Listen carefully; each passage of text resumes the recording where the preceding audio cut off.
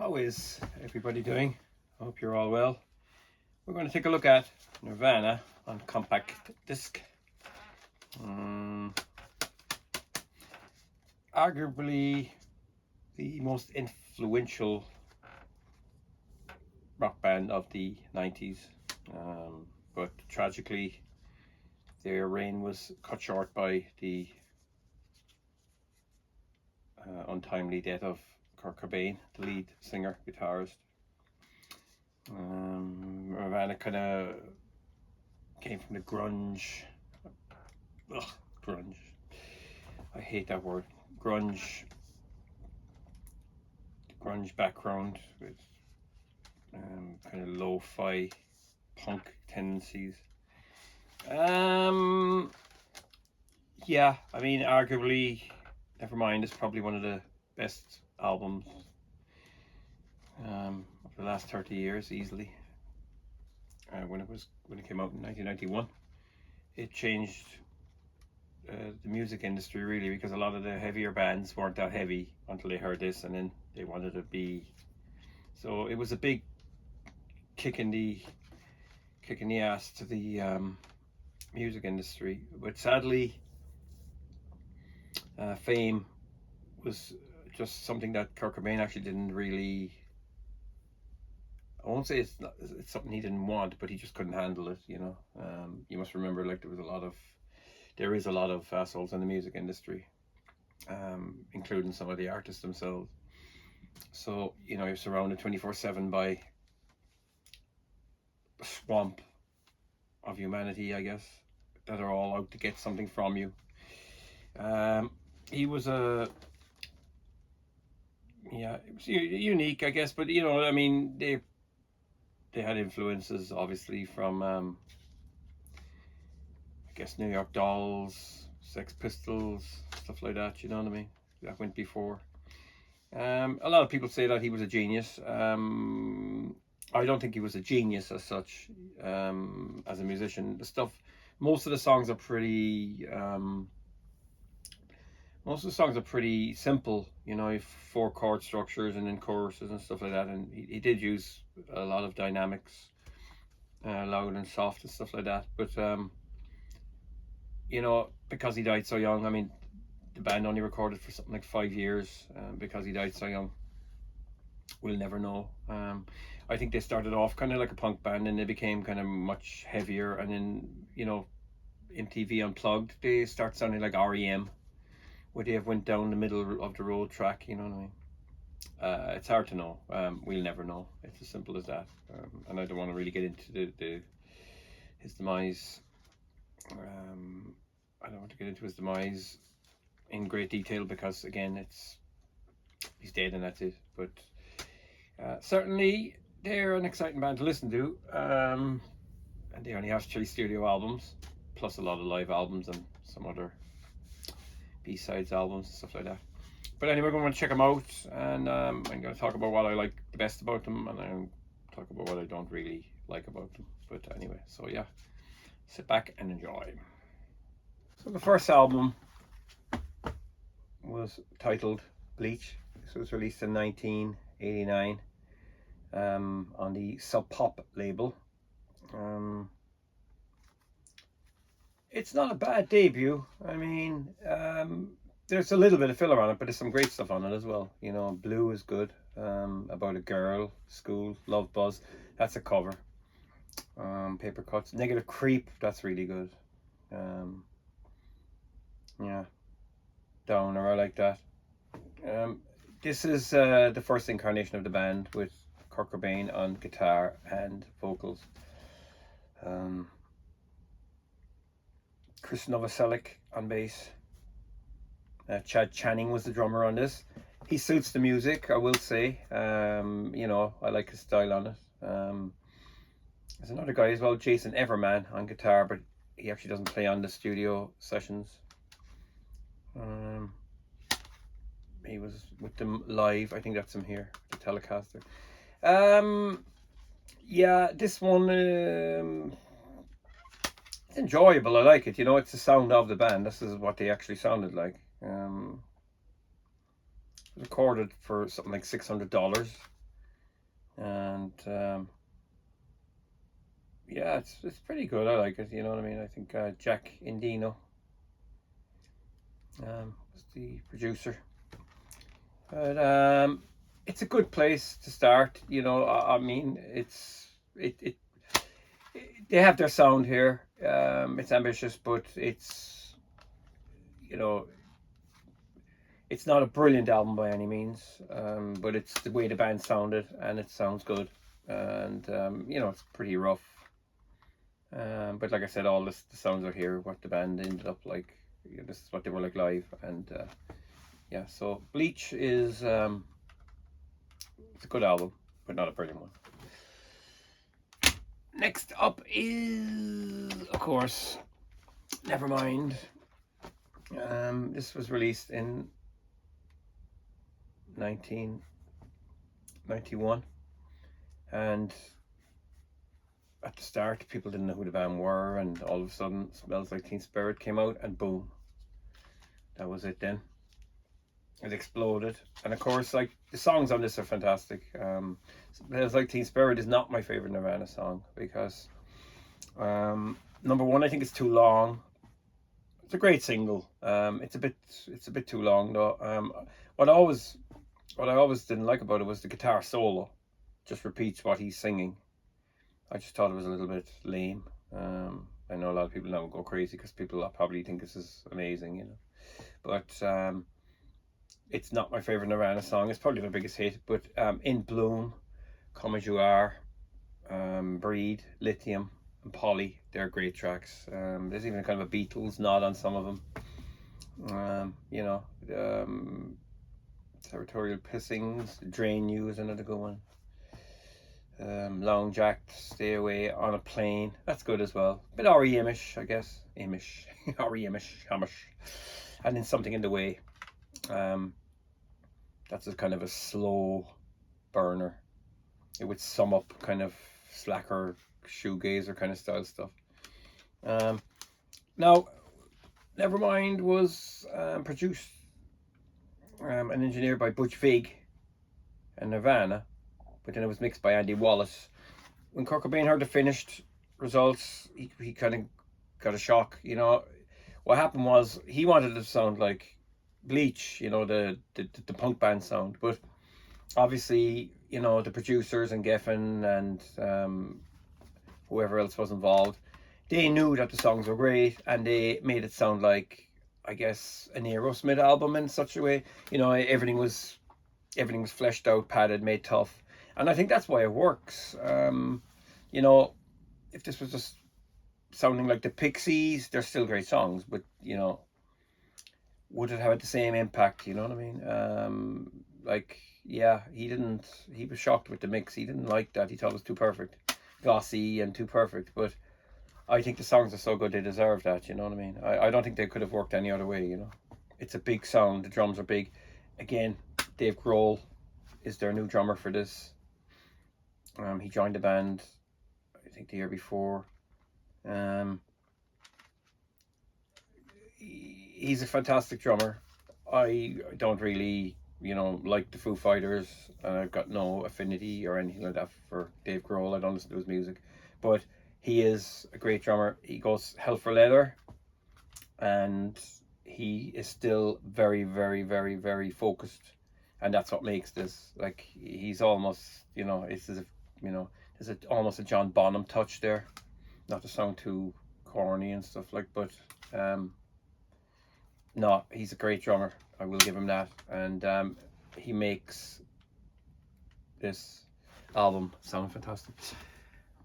Next up is Incesticide. This one was released in 1992, before Christmas, I guess, because they were number one. There was a lot of bootlegs out there now at this stage. It's a collection of odds and sods. I like it. I think it's a good album. You know, there's Dive and Sliver, the single, and Stain. Being a Sun, that's good. Turn Around, Molly's Lips, Son of a Gun, New Wave, Polly. That's good as well. Fast version of Polly. Beeswax Downer is on it. And then it's a little bit unmemorable. with Mexican seafood, Hairspray Queen, Aero Zeppelin. It's kind of a nod to Zeppelin, I presume. Big Long Now, and then Aneurysm. This is probably one of the best Nirvana songs, because it has a kind of it has different sections in it. You know, it's not just your typical 4-chord song with verse and chorus. And some of these are from different places. Aneurysm was also a B-side of one of the singles from Nevermind. So I think there's actually 2 versions out there, and there's lots of live versions. But I like this. It's enjoyable. Again, it's, you know, people say it's a step back from Nevermind. Production wise, yes, it's how the band actually sounds. Again, you know, we're getting back to that. It's how the band sounds. And yeah, it's raw.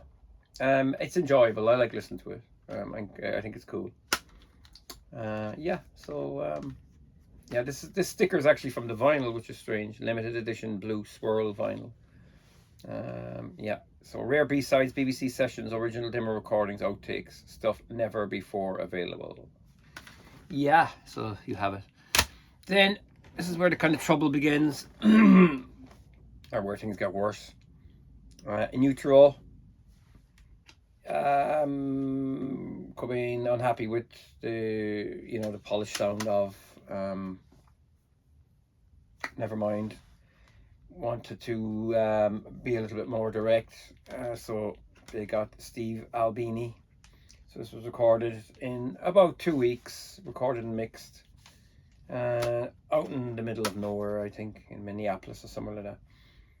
And is it as good as Nevermind? I don't think so. A lot of the songs as well are about, they're kind of almost autobiographical.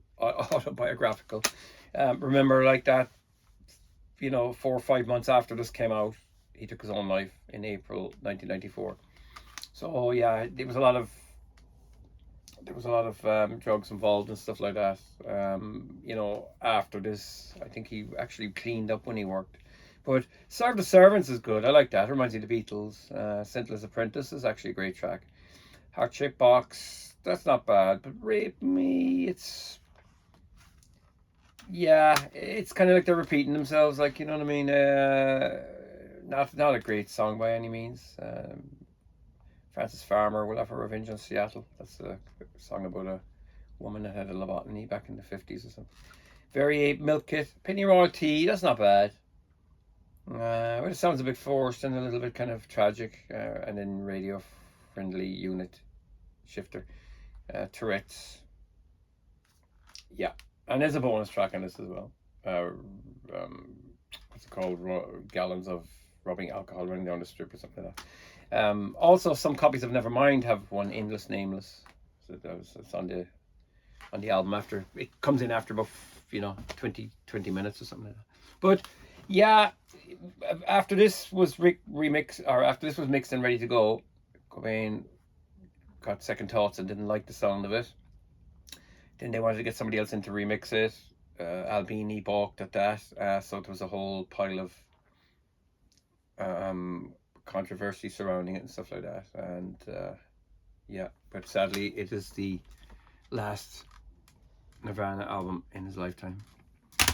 So 1994, the year of mourning for Kurt Cobain, and then of course, like later that year, near the end of the year, the MTV Unplugged in New York was released. I think that was from the previous year, 1993. And with this one, you've got the band has expanded because they were a 4-piece, I think, by the Unusual tour anyway. And about a girl's on it, Come As You Are, Jesus and Want Me for a Sunbeam. Their covers, The Man Who Sold the World, his version is fantastic. Pennyroyal Tea, Dom, Polly, On a Plane, Something in the Way, Plateau, Oh Me, Lake of Fire, some Meat Puppet songs. They're great songs. All Apologies, and then Where Did You Sleep Last Night? They proved that they could actually entertain with acoustics and not just electric guitars blazing through Marshall stacks. But were they going down the REM road? It's hard to know. So yeah, now obviously you know, there was a hunger for product after that. And then in 96, along came From the Muddy Banks of the Wiscott. This is another interesting album. It's quite good. Lots of live songs from different eras, you know, from the band's career. Typical set list: School, Drain You, Aneurysm, Smells Like Teen Spirit, Being a Sun, Lithium, Sliver, Spank Through, Scentless Apprentice, Heart Shaped Box, Milk It, Negative Creep, Polly, Breed, Tourette's, Blue. Yeah, so yeah, it's not bad. You know, I like it. I think it's good. It's again live, so it's not really essential. Next up is the compilation, and this is from 2002. And there's a new track here, You Know You're Right, which kind of should be at the end of the album, really. This is one of the last things he wrote, one of the last things he actually recorded and worked on a few months before his death.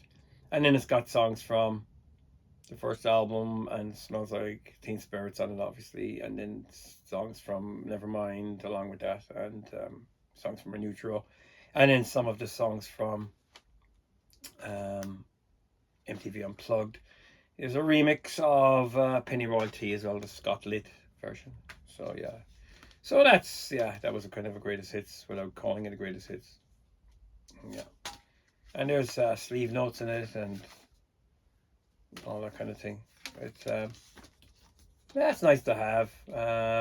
Fans will have everything on it, you know. Next up, 2005, there was a box set released, 3 CDs, and this is a cut down version called Sliver, the best of the box. It's not that great, and it's some of the songs are here. There's you know, a few covers and stuff like that, but the quality is poor. Some of them, lots of them come from cassettes, and you can hear the cassette dropping in and out and twisting and turning and stuff. And yeah, it's not great. It's kind of really milking it or scraping the bottom of the barrel. Yeah, I can't even bother taking the booklet out. Yeah, this is something to buy, you know. That's it really. There's what else have I got? Reading. The Reading concert that was released in 2019, I think. That was Reading 1991, I think. Yeah, just a live set. I mean, everything that's going to come out now anyway is going to be live. There's a few extra vinyl albums as well that are live that they've only brought out on vinyl. I think live at the Olymp. I don't know, I can't remember. If you go on to Discogs, you'll see it. Yeah.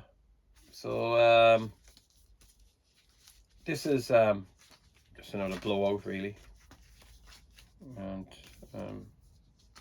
yeah, these things are annoying because when you open them up, it's hard to get them back.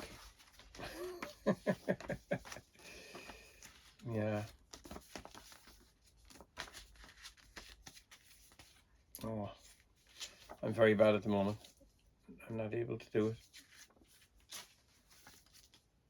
That is? No. Oh man, the doubts.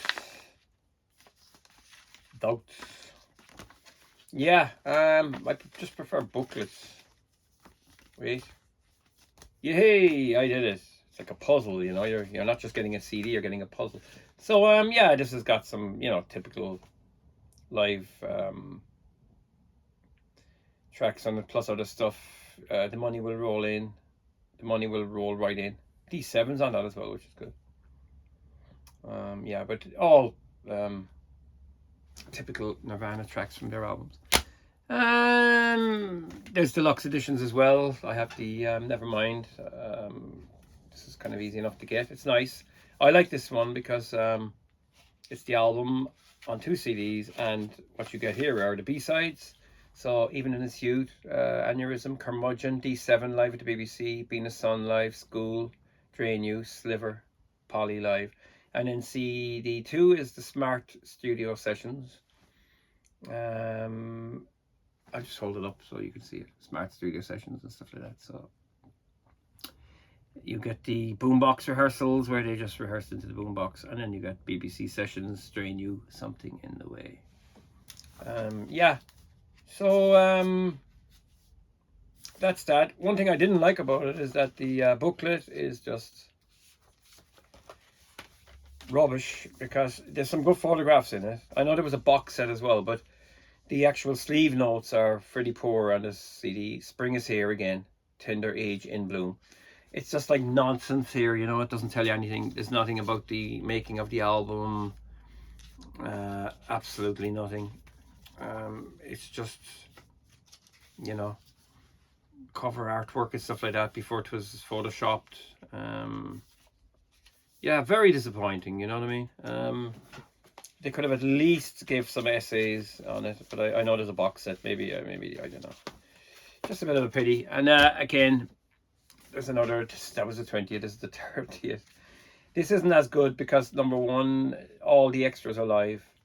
So yeah, and there is a booklet in this one, and it's actually, yeah, there's some great photographs in this. Yeah, there's some good photos. I like this one. But again, you know, if you're looking for sleeve notes, you've come to the wrong place because there's nothing there. And the discs as well are quite hard to get out, especially the one in the middle. It took me ages to get it out. It's hard to get them out. You're afraid you'll scratch them. But this is what they both look like. Yeah, so that's it really. That's all there is. Yeah, newly remastered.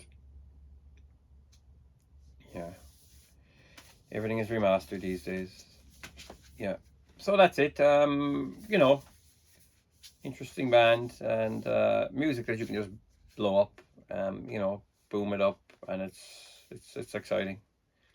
Yeah, and yeah, so that's it. Oh, one more thing. I'd almost forgotten about this. The singles. This came out in '95. This box set contains all of the commercially released European CD singles from Nevermind and In Utero. Includes a total of 11 non-LP tracks, 5 of which are live recordings. Contains the often requested lyrics to all the songs from Nevermind in the in the liner notes of the Lithium single. Oh, I remember that at the time, yeah. So there you go. So yeah, that's the box. It's nice. I remember buying this. I think the receipt's still inside in it. Oh yeah, this, I popped that in there as well. I remember buying this. That was about a girl from the MTV, and then Something in the Way is the second track. Yeah, here you go. I just popped it in there for safe keeping. And oh yeah, there you go. The receipt for the original box. I bought this on the 1st of December 1995. On a Saturday. It was £23.99. Wow. There you go. Long time ago. It's nearly 29 years ago. Wow. So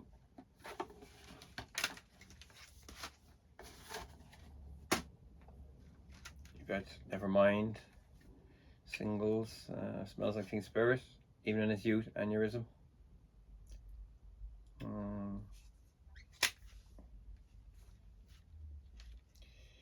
Next is In Bloom. Sliver and Polly are live.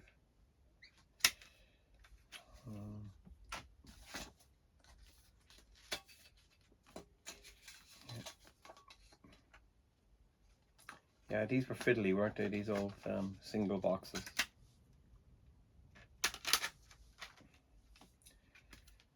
Come As You Are. Endless Nameless. That's the track on the album that's hidden. School, Drain You live. And then Lithium. Compact disc maxi single includes complete lyrics to every song on Nevermind. Venus Sun Live is on this as well as Curmudgeon, previously unreleased. Yeah, it's nice to have, you know. There you go. The lyrics.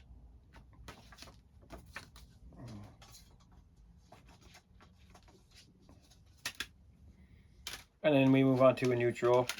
So we have heart-shaped box, and this has Milk It LP version and Marigold previously unreleased on it. And then the final single, All Apologies and Rape Me, and they're both the LP versions. And then you have another track called Moist MV. Yeah. So yeah, that's it.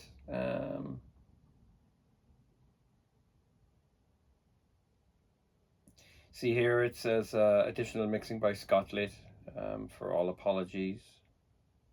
Yeah, obviously he was unhappy with a neutral. Probably. Yeah, also Heart-Shaped Box, Scott Litt. So the singles were Scott Litt remixes, and then Penny Royalty was as well. So yeah, that's it really. There's not much else to say. I think I've said enough on the subject of Nirvana on compact disc. There is other deluxe editions as well. Bleach has one, I think, and so does Inutero has two now at this stage as well. There's the deluxe edition and there's the 30th anniversary. I don't have them. I'll probably pick them up eventually, but anyway, for now, that's it. So thanks for watching. Feel free to subscribe and take care.